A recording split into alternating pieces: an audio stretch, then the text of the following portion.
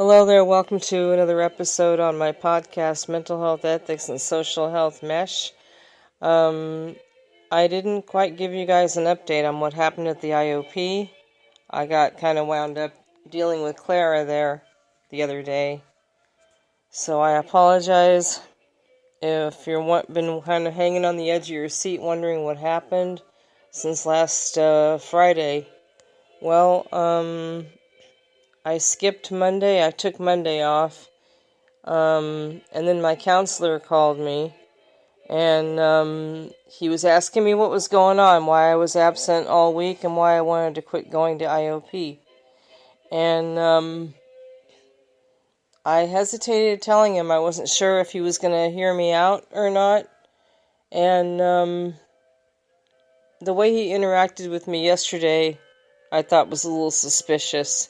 We had our monthly treatment plan review for my treatment and her intensive outpatient. And excuse me, I've got postnasal drip. My allergies are really going nuts right now. I've been sneezing all morning. I got an allergy. So if I have issues like that, I'm going to need to hit the pause button. So forgive me. Well, anyway, we were talking, and I was telling him that I was feeling more comfortable at lunch on the lunch patio, but I didn't like it when it got crowded. I was going to have to wait for a table to be clear or be able to sit next to another client that I felt comfortable with, and he cut me off again. He goes, "Oh, no. We went through this before." And I said, "No, we did not go through that before. We just went through the thing with the workers before," and he cut me off. So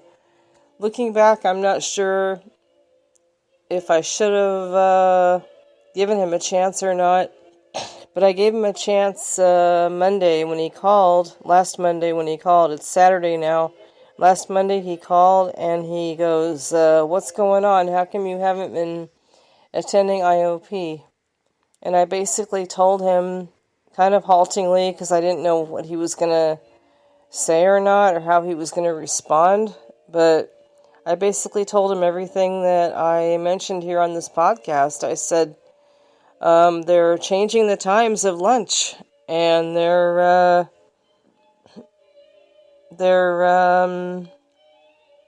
giving me different answers about lunchtime, and they need to serve the afternoon track lunch at the same time every day as they do with the morning track. They serve the morning track every day at 11:45, and before they get them off home from program. And what they do with us is they will wait for the food to come and be delivered, but they'll kind of dawdle around and they won't serve it, or they'll serve it, but they'll sometimes dawdle around, wait around, and tell us to sit down until it's almost time for group to start, or they'll forget to serve us. And I notice that when I'm on the patio, they're dawdling around, and when I'm off the patio, they'll finally have the clients line up for lunch.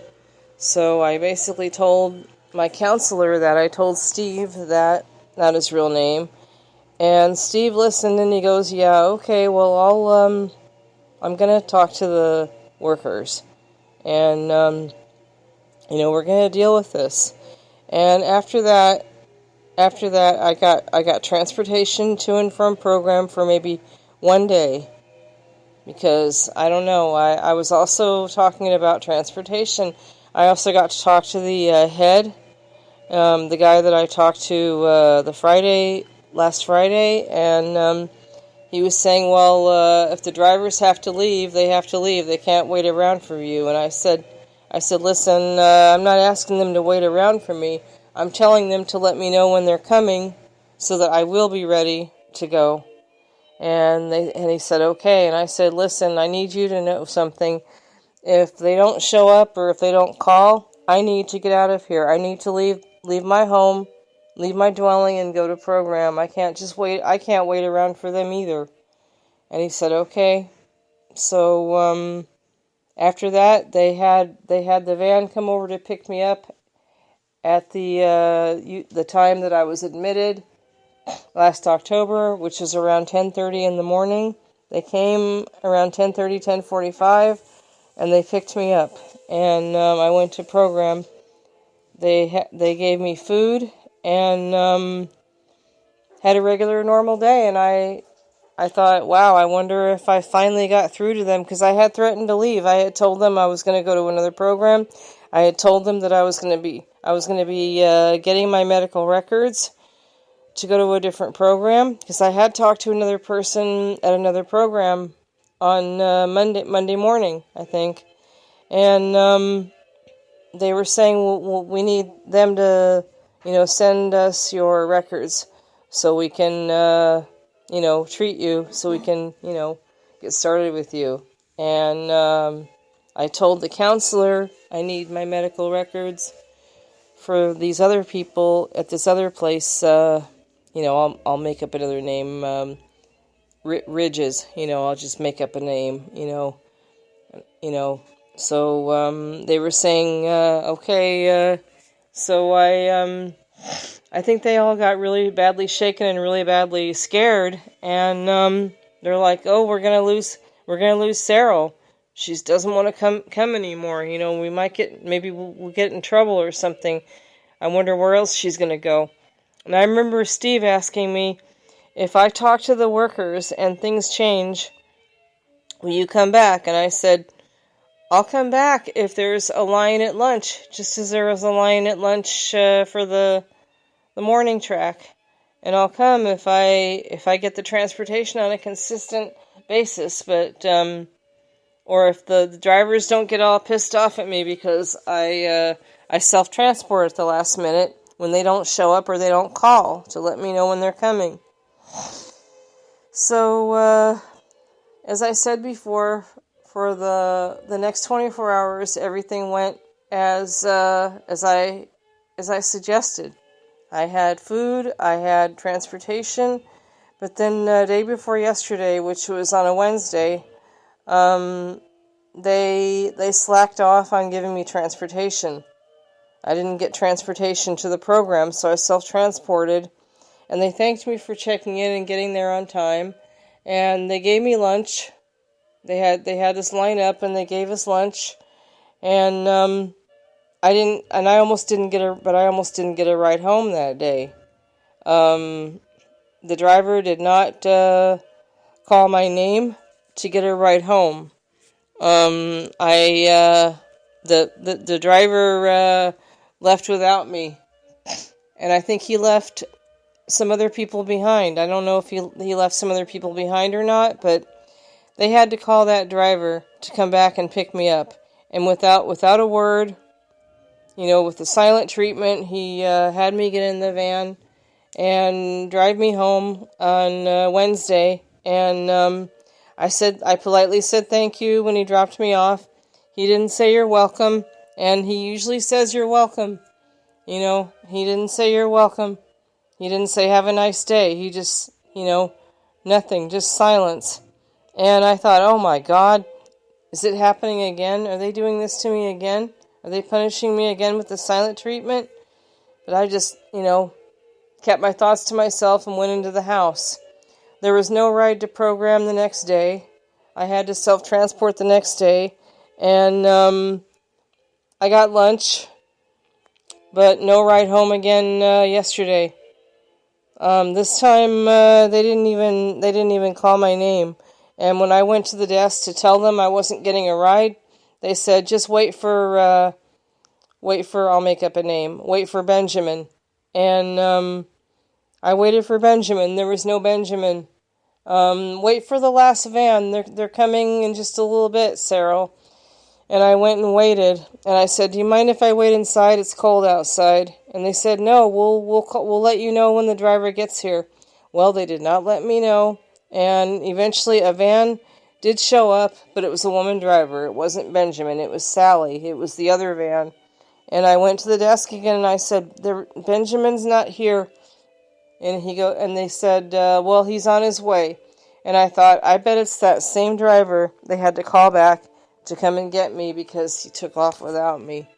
So my mind was starting to spin again and get upset again. And I finally said, there is no other van coming.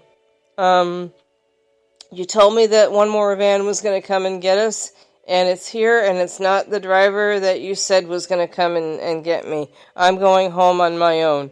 And without waiting for them to reply, I turned on my heel and I took off and I left. And I don't want to leave this program. It's a nice program. And when these people want to be good, they are. But I'm still bewildered. I'm still wondering what's going on. I'm going to see what happens at lunchtime Monday. If they start giving me any more stuff at lunch, any more nonsense at lunchtime, I don't know what I'm going to do. Because I already dealt with it the way I needed to deal with it. And I don't know what's happening, but they're jiggering around with the transportation again. And I think I'm going to tell the desk, no more rides.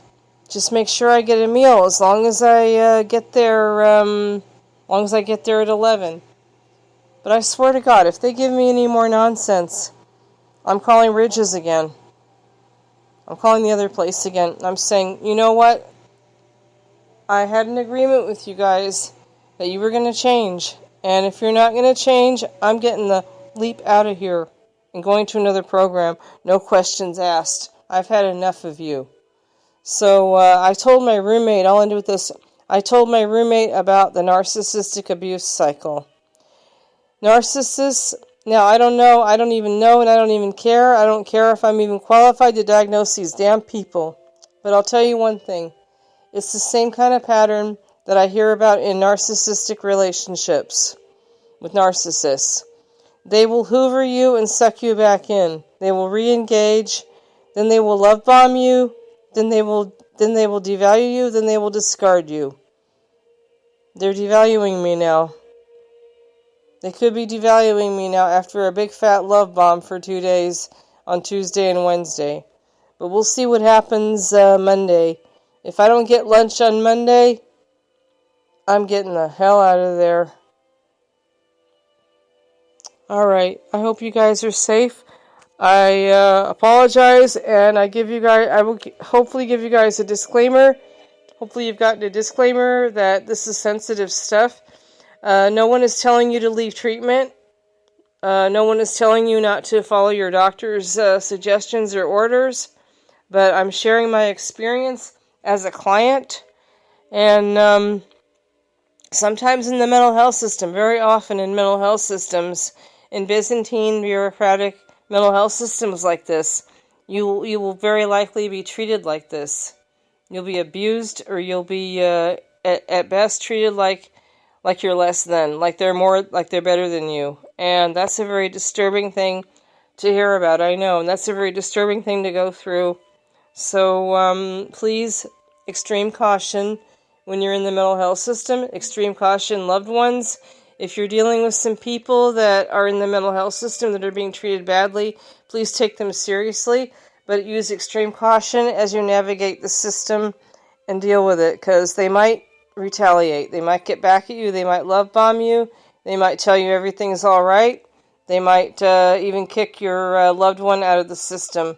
And we need treatment. We need care. We need to be treated well, and we deserve it, okay? Be safe. We love you. Welcome.